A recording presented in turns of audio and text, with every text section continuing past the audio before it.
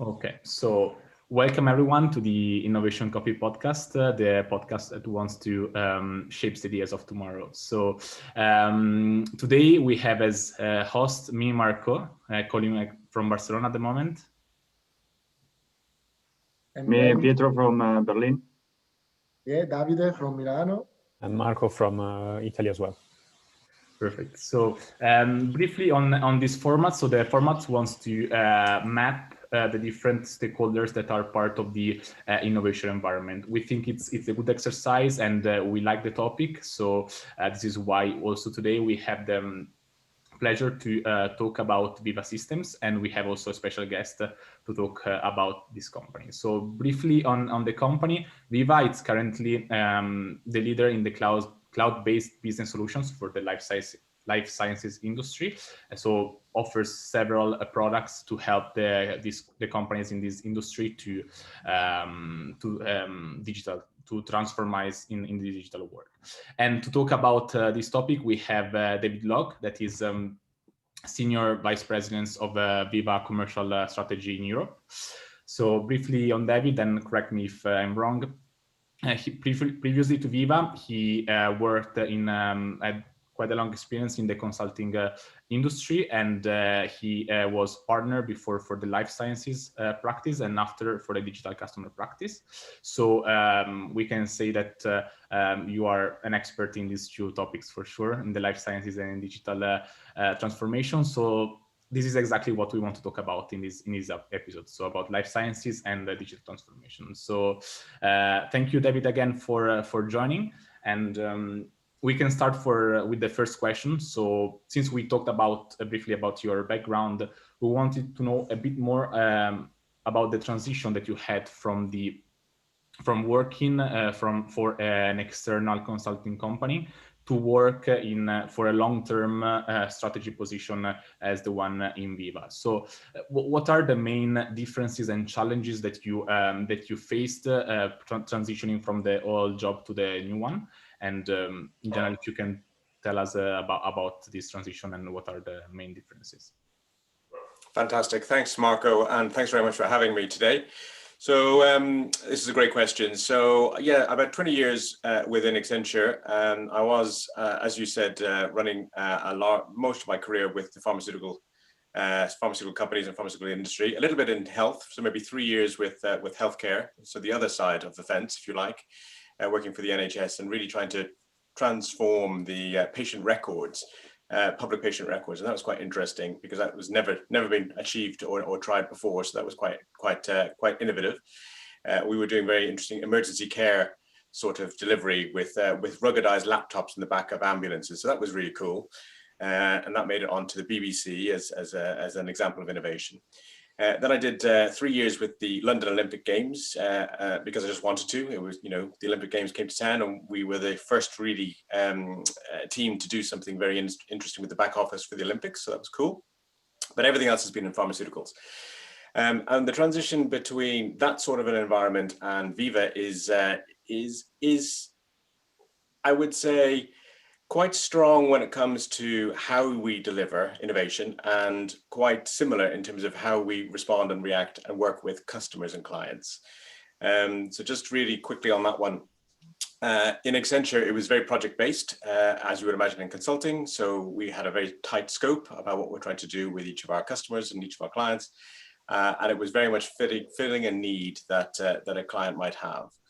In Veeva, of course, I have to think about the long term, and everything that we do is got a strategic goal that is 3 to 5 years out.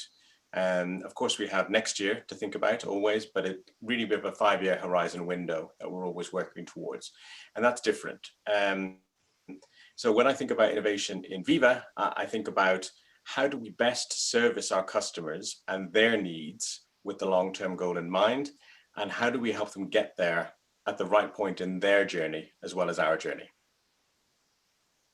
Okay, we see. So it's and how comes that you choose healthcare as an industry in consulting? So that's a typical decision that the junior consultant or like a not so junior consultant has to make after a few years. And how did you came out with healthcare? Great question. So When I joined Anderson Consulting, actually, which was obviously the precursor to Accenture. And I remember arriving thinking, I definitely don't want to work in financial services, because if I wanted to work in financial services, I would have joined directly a bank, but I did not want to do that. I thought probably I would want to do high tech. I quite like design. I quite like innovating in terms of products. But my first project that I was put on was the Medicines Regulatory Agency in the UK. And I hope nobody who works there is listening to this, but I found it a little slow paced for my first project. So after about 2 weeks, you can imagine, this is a fresh graduate. After 2 weeks, I met my manager in a nightclub in London, and I begged him to take me on to the next project he was moving on to, which was with Astra Pharmaceuticals. So before they became AstraZeneca, it was a Swedish-based pharma. And I jumped onto that project, which was about a year long, and it was very focused on the clinical trial area. So I absolutely fell in love with pharmaceuticals based on that interaction in a nightclub in London is how my career took off. And I decided then and there I wanted to work in an industry that really made a difference and really had an impact on the world and on human life. And pharmaceuticals is a great place to do that. So that was it. That's how I got hooked. That's where I stayed. I see. I can see both the impact and the specific decision point. That's interesting, actually. So like one spot in which one, like choose a path, then follow that. And then also talking about impact, also digital is a huge impact. So the crossing between digital and pharmaceutical is interesting. So I'm sure there are a lot of also projects that are not digital. So how did you get into in this crossing of digital and pharma? So you decided pharma and then? Yeah, great question. So I think digital was, I mean, if you think about back then, so this is 98, 99, so this was really .com kind of era. There was a very clear need to digitize the industry. I mean, pharmaceuticals is a fantastic industry, quite well off, and which meant that change sometimes doesn't necessarily happen if companies are doing well. And so what we saw is there's always a better way in all aspects of pharmaceuticals to digitize the industry, whether it be sales and marketing, or whether it be on the development side or in supply chain or manufacturing. There's always a way to digitize. And I got started really in that area with the clinical side, as I said, but then I moved very quickly into building really the kind of very early stages of websites. It was actually for a HIV drug, for a company that no longer exists, or well, it does exist, but it got bought and merged into another one. But I started building websites for HIV drugs. Now, you can imagine my corporate firewalls back in Accenture were flagging very quickly, because when I looked up HIV information for that website, back then, a lot of the very good HIV website information was on websites that had trigger words, as you can imagine, that flagged our firewalls. So I got blocked very often and got into trouble with our corporate IT department. But I persevered, and we did some really, really cool stuff about building those brand websites. And that was my first journey, really 1999, into the world of digital and really communicating with HCPs and patients through that mode. Okay, and then you kept on your path that you started, and which is like, for sure it has been growing a lot, because since the very beginning of digital, then I guess more and more projects were developed, and then probably talk about it also later. Absolutely. So I think, I mean, the journey is never ending. I think we will keep going.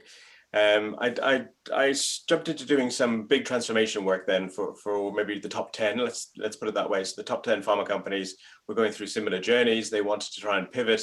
Some companies were very adventurous in wanting to do things globally, some regionally. And for one particular client or customer, I really enjoyed it because I got to do the global digital strategy, then I did the European digital strategy, and then I did the Asia Pac digital strategy. And it was fascinating to see, obviously, the difference and how you interact. I mean, we see that now in Veeva Systems. We have a very, very unique strategy for China because it is a very, very significant market, but it's also a unique market.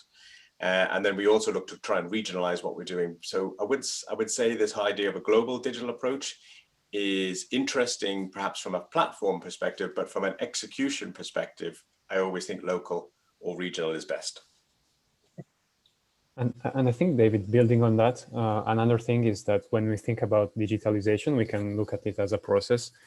And probably, like, if we look at different industries, there are different stages of this journey. So I wanted to ask you, in terms of maturity, where do you think the pharmaceutical industry is standing at the moment? And what are the next big themes or trends, things that you believe could come up in the future? Great question. So I think for me, it's interesting. I made a little point earlier on about pharmaceuticals being quite successful, and they are as an industry very successful in terms of how they engage and how they service the customers and all of that. So sometimes in certain areas they are, I would say, quite behind. For example, consumer goods or banking. I think from a customer experience perspective, we have a way to go in pharmaceuticals. Having said that, in other areas, I think we're quite far ahead. I think we're great with data. We understand the power of data in our industry. Obviously, a lot of our revenue that our customers make is based on the data that they hold and how they manipulate that data and how they analyze the data and how they understand the data, which is exciting. And that translates across the whole value chain. And then I think if I was to compare the speed or adoption, I would say industries that perhaps have tighter margins or tighter profits sometimes can be more innovative and more creative than some of the industries that are doing quite well and perhaps don't need quite so interesting solutions to come up with to solve the problem. So I think we're a mix in pharma, but the good news is I think we have plenty of runway and there's plenty of exciting things we can do. And that's been proven this year, obviously, with this dreadful situation we're living in as a world. Like, what can we do? And over the last 10, 11 months, I think our industry has really pivoted very, very quickly to service their customers in a different way and ultimately patients in a different way. That gives me hope and great excitement for what's going to happen next. That's interesting. I think one thing I want to focus on is that you mentioned the importance of data. And when I think about digital companies to start with, but also like more specifically to what I know about Veeva, I think I would associate it to infrastructure, so providing customers with cloud solutions or similar tools. And now you said that probably the market is shifting and focusing on how to use and how to leverage data at its best. So I want to understand specifically for your case, like for Veeva, what would the implications be? Is there any like big shift in terms of product offering, strategy, customer reach, and these kind of things? Great question. So you're absolutely right. So Veeva was born 12, 13 years ago, and it was born very much as a strong software heritage company. The leaders and founders are software people. They really understand software and they're very, very good at it, making good quality cloud-based software. Having said that, we've evolved along with our industry and along with our customers. And now it's not just about software, it's about software, data, and services. And I want to make sure that I include services with the data piece. Because some companies focus very much on the data and they do a lovely job on the data, but without the services helping to analyze and interpret the data, of which, as you can imagine, over the last 12 years, the exponential rise in the amount of data, you've seen all the algorithms and formulas about how to calculate the amount of data that's created in the world. It's phenomenal. But unless you can interpret that, and unless you can get value from that, unless you can understand how to move businesses forward or new commercial models forward or new clinical models forward or whatever it happens to be, then it's great having the biggest data lake in the world, but if you can't do anything with it, then there's no use having it. So services for me are critical. And I think what Veeva's pivoted towards now is hiring people like myself and many others in the last 2 or 3 years who will hopefully bring our business into the next decade of changing what we're doing. We've acquired some very interesting data partners. One was in the US, in New York, a lovely company called Crossix, very creative company. And their CEO and their leadership team are fantastic at thinking about the next wave of data and data products.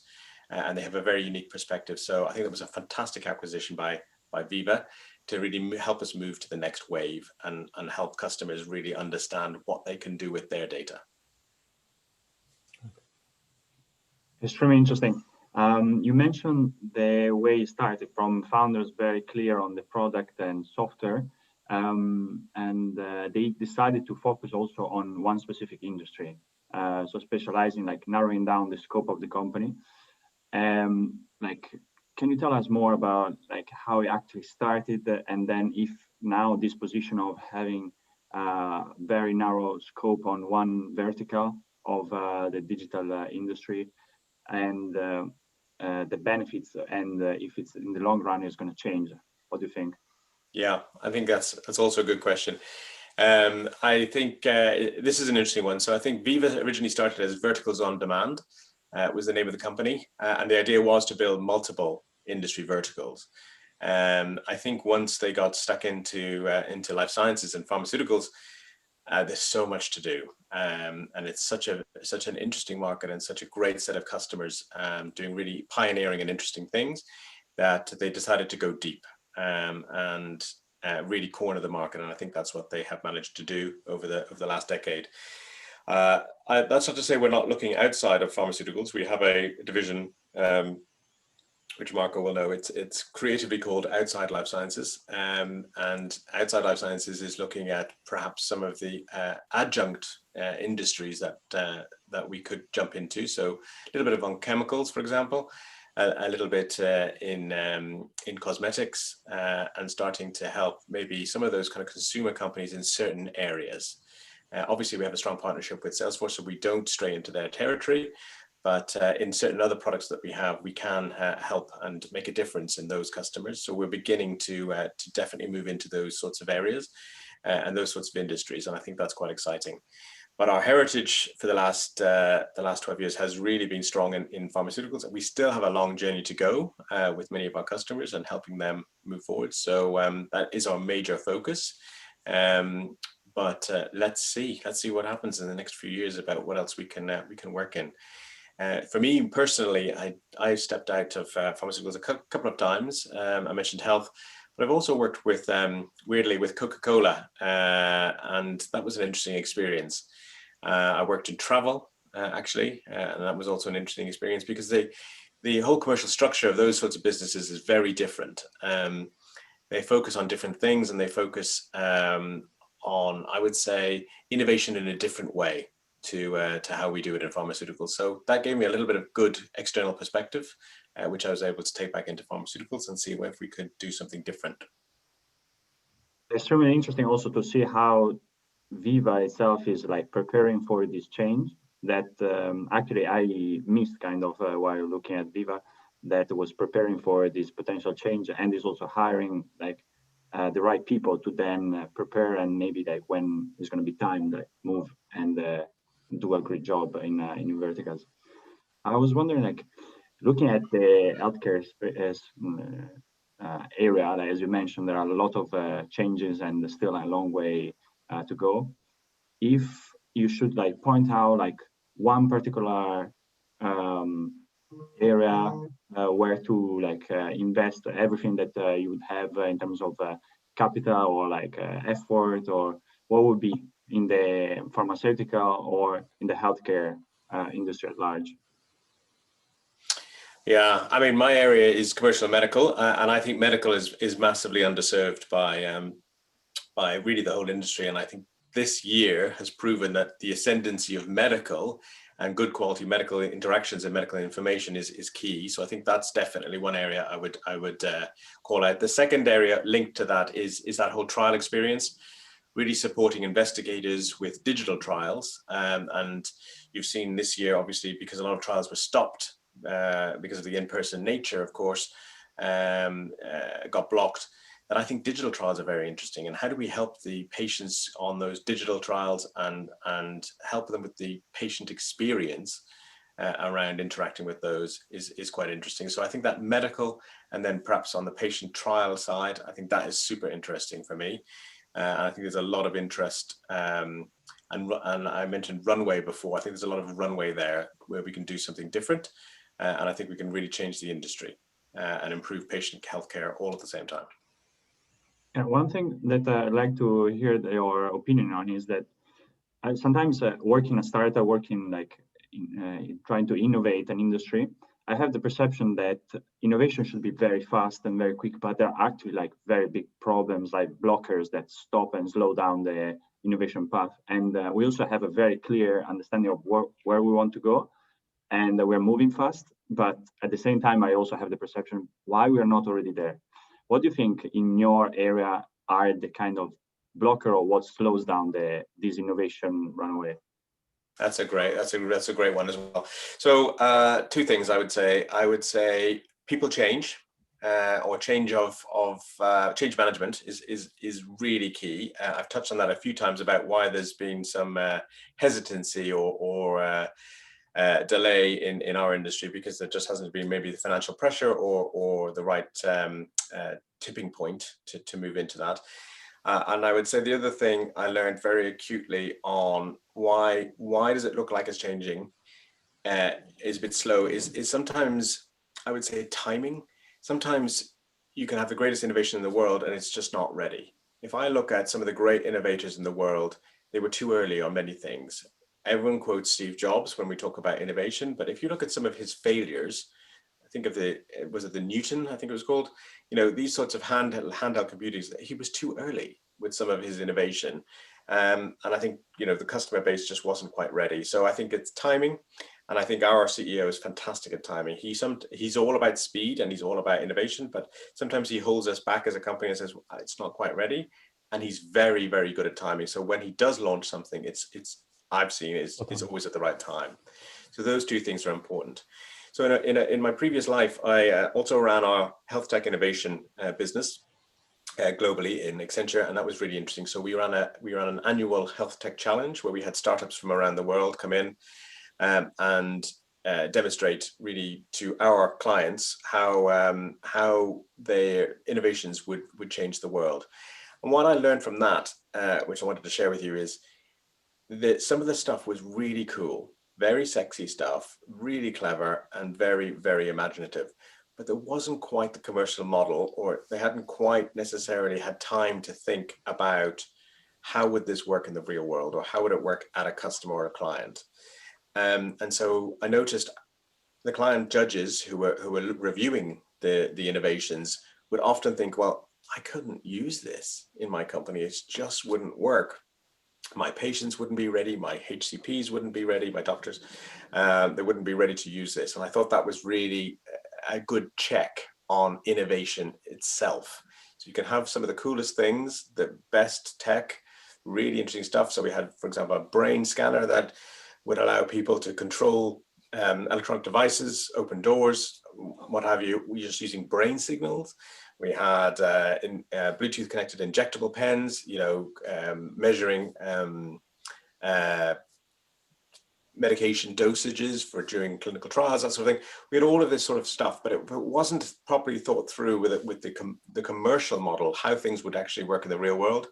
And that often, I think, blocked or delayed some of that innovation. Yeah, thank you so much for your answer. I think I didn't think about this, and once you said both people change, literally, that there's just sometimes people are not ready, and the timing when you actually want to launch things made me actually realize that there are actually very, very good points. Like probably the reason why innovation has always a kind of timing that it also needs to go through. Thank you so much.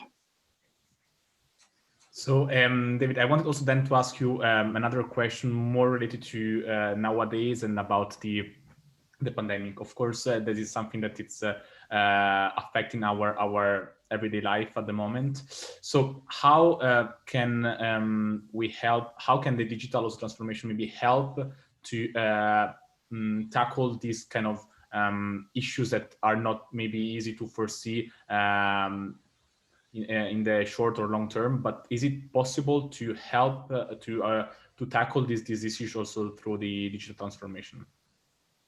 Absolutely. So let me give you a couple of examples. So here in the UK, they ran a ventilator challenge. So if you remember right at the beginning, there was a world shortage of ventilators. And so some of the companies that build ventilators are quite small, really good, but small. And so production needed to be scaled up. So in the UK, and several companies came together in a consortium and came up with the idea to run this challenge. But they realized very quickly they didn't have quality control in place and quality software. So they came to us and they said, for example, would you be able to help us? And of course, we jumped on it. Our team got ready in literally over the weekend and had them up and running. And that was very exciting for me because it showed that some of the innovation we were bringing to the market could be used to help directly with COVID. Now, we are involved with many COVID initiatives, some of which, of course, we're in the background on, and we're trying to be discreet and confidential. But suffice to say that the innovations we're bringing are very, very key to certain areas of the COVID puzzle.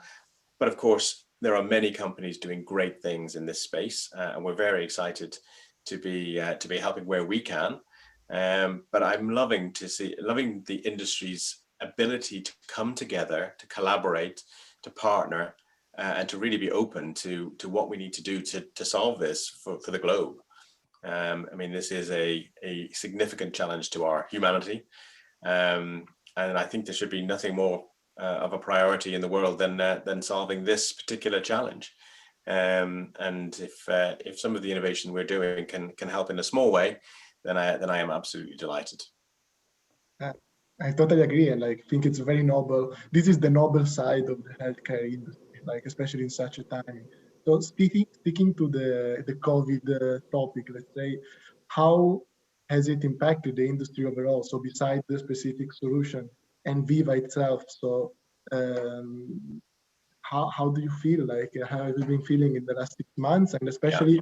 What do you think about the next 6 months? Yeah, no, I mean, I am genuinely worried for the main reason that it is not so much COVID I'm worried about. It is all of the other conditions. There was a very interesting study published in the Netherlands as an example, and we can extrapolate from that. But the Netherlands study looked at the quality adjusted life years, and what they said was, in COVID, they've done a lovely job and they've really tackled it and they've done a great job, and they've saved, I think it was something like 40 to 50,000 life years. However, all of the other conditions that weren't being diagnosed, tested, treated, or clinics being run, or people were scared to go to hospitals or to clinics because of COVID, so that they weren't getting diagnosed or they weren't having these small procedures done, meant that there were tens and tens and tens of thousands of life years being affected. And that's what's worrying. What health problems are we storing up as society because people are not getting these other conditions either treated, diagnosed, or procedures done? And that's what's concerning to me. What's the knock-on effect? Sure. Yeah. Really, really, really interesting, David. I think it's. Sorry, that's a bit sobering and a bit concerning, but it really is. It is a worry for all of us as society, isn't it? Yeah, absolutely, absolutely. Okay, so with this note, I would like maybe to sum up and wrap up this episode. That was really, really interesting. So thank you again, David, for joining. And so we learned 3-4 things that I think are really interesting and that we can bring, let's say, home after this episode. So first of all, about your career and the transition from an external consulting company to a company like Veeva. So what were the main challenges from a more project-based work to a more long-term view? So what are also the difference in vision that you need to have? Then we learn about the digital transformation in general. So why you decided to go to digital transformation in the life sciences industry, and why also you focused in this particular way about solving the industry challenges, so the digital transformation. And then we learn also what are the main for you also objectives or also challenges for the future, so about data, but also the way in which we can also use them together with services, so to help both not only to have them but to be able to use them really, and then to give maybe like action-driven decisions based on that as well. And then also we tackled also the why Veeva decided to focus more on the life sciences industry, because it's it's really a big industry where there is still a lot of potential and a lot of place for change and for help these companies to face the future.